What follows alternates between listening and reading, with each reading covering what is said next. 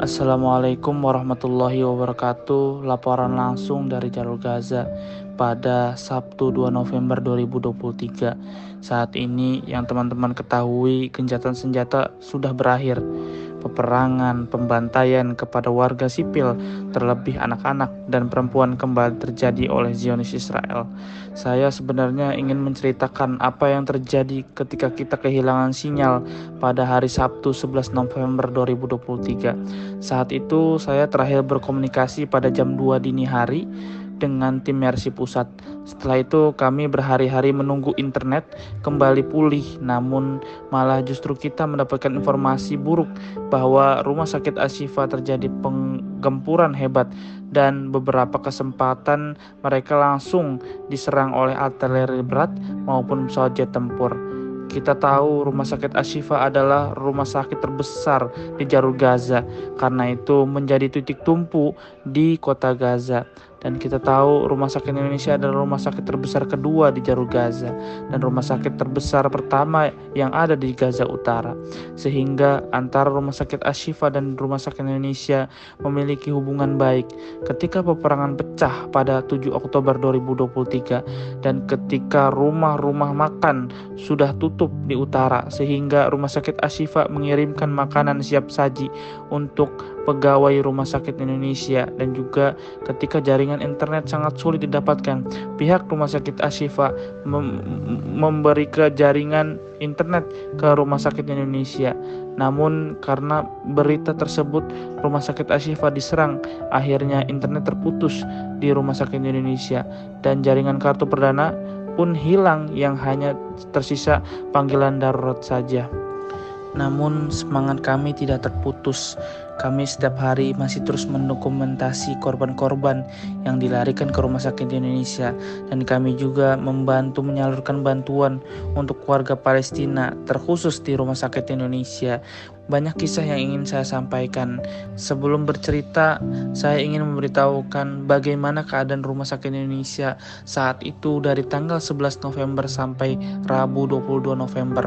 Serangan-serangan di dekat area rumah sakit Indonesia semakin masif, dan serangan-serangan di dekat area rumah sakit Indonesia ini membuat Wisma Dr. Jose Rizal rusak parah. Plafon hampir semua ruangan sudah runtuh, kabel-kabel terputus. Begitu juga dengan rumah sakit Indonesia. Bahkan sampai ruangan pasien pun ikut rusak. Korban meninggal dan korban luka-luka terus berjatuhan yang dilarikan ke rumah sakit Indonesia. Update terakhir yang saya ketahui, sekitar 1.700 korban syahid dan 4.500 korban luka-luka yang dilarikan ke rumah sakit Indonesia. Namun setiap hari angkanya ini bertambah karena serangan-serangan masif ke jalur Gaza Utara. Banyak fasilitas umum yang menjadi target serangan Israel, baik sekolahan, perkantoran, bahkan rumah sakit tak luput menjadi target serangan. Sekolahan Fukhori contohnya, yang beberapa kali ditargetkan oleh Zionis Israel. Pada salah satu targetnya menewaskan 180 korban syahid dan banyak korban luka-luka. Ini hanya salah satu targetnya, masih banyak target-target lain. Padahal yang kita ketahui, semua orang yang ada di sekolah adalah warga sipil. Akibatnya ini membuat bertambahnya korban yang dilarikan ke rumah sakit Indonesia. Diperkirakan korban yang ditangani di rumah sakit Indonesia sampai titik nafas terakhir sekitar 2.000 sampai 2.500 korban, dan juga korban luka-luka sekitar 5.000 sampai 6.000 korban.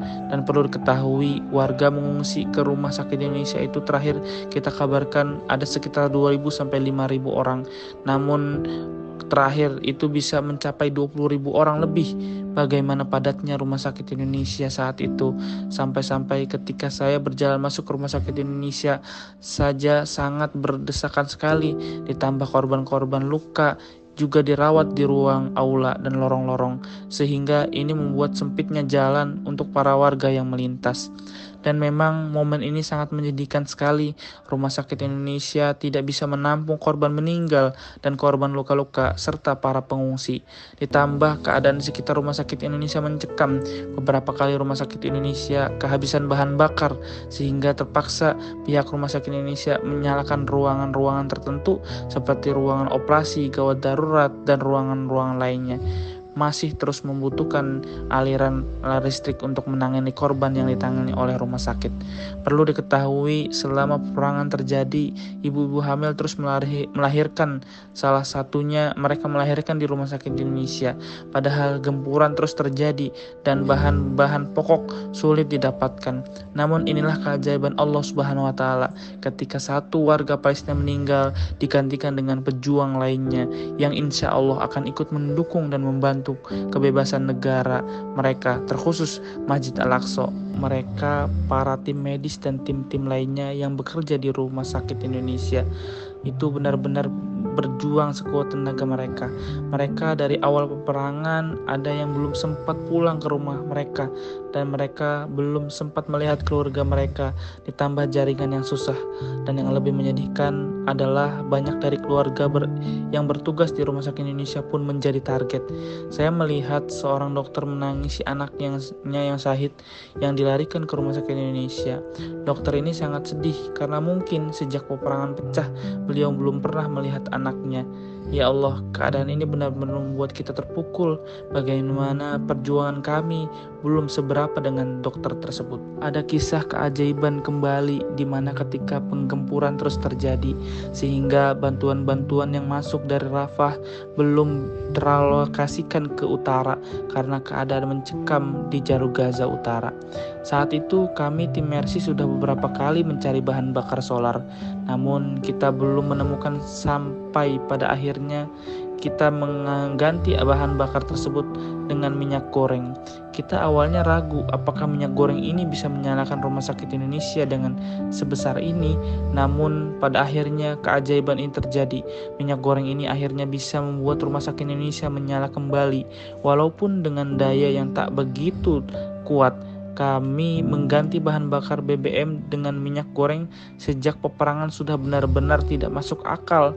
Bantuan tidak ada, pom bensin tidak ada yang buka atau sudah mengalami kehabisan, dan lain-lain. Abu Ibrahim mengatakan kita sudah membeli minyak goreng sebanyak 3.150 liter, dan seperti yang saya katakan tadi, ini berfungsi namun hanya bisa menyalakan beberapa ruangan tertentu saja, seperti ruangan operasi, ruang gawat darurat, dan ruang-ruang yang penting lainnya. Dan karena peperangan semakin panas, serangan semakin brutal, militer Israel melancarkan serangan daratnya ke jalur Gaza. Pada beberapa hari kita sebelum mengungsi, tank-tank baja semakin mendekat dan pada akhirnya sudah mengelilingi Rumah Sakit Indonesia.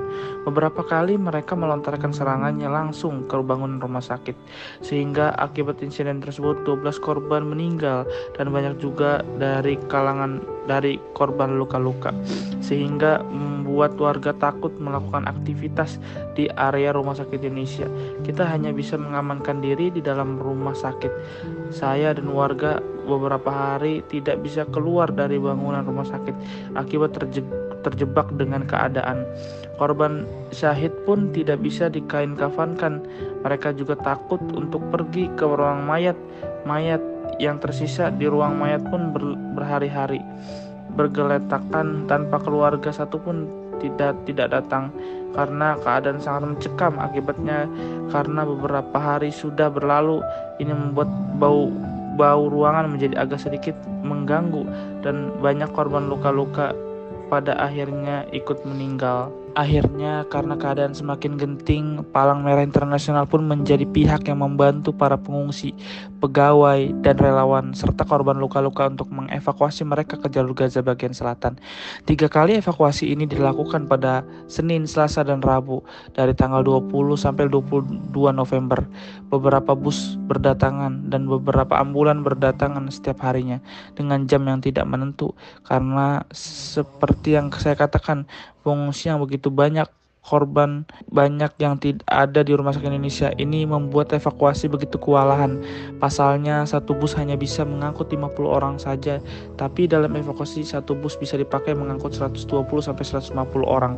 Ketika itu kita mengikuti evakuasi di hari terakhir pada Rabu karena kita mengutamakan para pengungsi dan tentunya para korban luka-luka yang ada di Rumah Sakit Indonesia. Di perjalanan, rintangan-rintangan kita lalui seperti jalan yang rusak, sehingga kita harus mencari rute yang baik dan penggeledahan oleh pihak Israel. Kita berangkat pada Rabu tanggal 22 November jam 3 sore waktu setempat dan sampai di jalur Gaza Selatan pada jam 6.30 malam waktu setempat. Padahal jika hari normal saja kita hanya menempuh perjalanan dari utara ke Gaza sampai selatan Gaza hanya sekitar 30-40 menit saja. Namun alhamdulillah kita bisa diberi keselamatan oleh Allah Subhanahu wa taala. Perlu diketahui ketika rumah sakit Indonesia sudah kosong beberapa jam sebelum gencatan senjata, pihak militer Israel akhirnya menyerbu rumah sakit Indonesia dan menghancurkan sebagian rumah sakit Indonesia dan juga Wisma Dr. Jose Rizal yang memang menjadi tempat menghuni bagi para relawan yang ada di jalur Gaza Utara.